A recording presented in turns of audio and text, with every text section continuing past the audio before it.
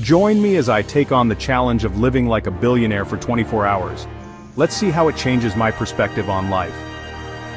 I've always been curious about what it's like to live a life of luxury, and I figured, why not give it a try? Living a life of wealth and luxury is often misunderstood. People think it's all about flashy cars and expensive jewelry, but it's so much more than that. Wealth is about freedom. It's about having the means to pursue your passions and interests without worrying about the cost. On the other hand, a regular lifestyle is often driven by necessity. People are forced to make sacrifices and prioritize their spending. There's also a common misconception that wealth is the key to happiness, but that's not always the case. I've met people who have all the money in the world, but they're still unhappy and unfulfilled.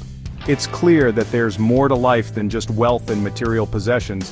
Luxury is often associated with excess and waste, but it can also be about appreciating the finer things in life and enjoying experiences that bring joy and fulfillment. Wealth and happiness are complex issues, and there's no one-size-fits-all solution. What brings happiness to one person may not bring happiness to another. It's all about finding a balance and being true to oneself. I started my day with a lavish breakfast, complete with champagne and caviar, and let me tell you, it was incredible. The food was amazing, the service was top-notch, and the atmosphere was luxurious. I felt like royalty, and it was a great way to start the day.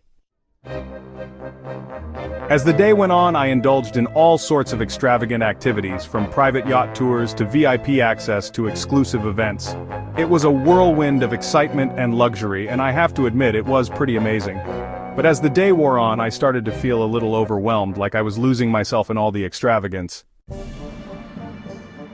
One of the highlights of my day was a private concert by a famous musician. It was truly unforgettable. The music was incredible, and the setting was intimate and exclusive.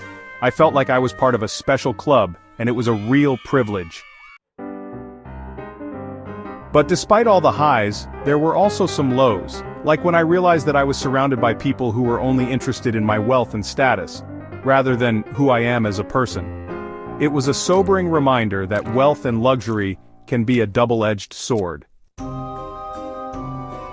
The most transformative moment for me was when I met a billionaire who had made their fortune through philanthropy and giving back to the community.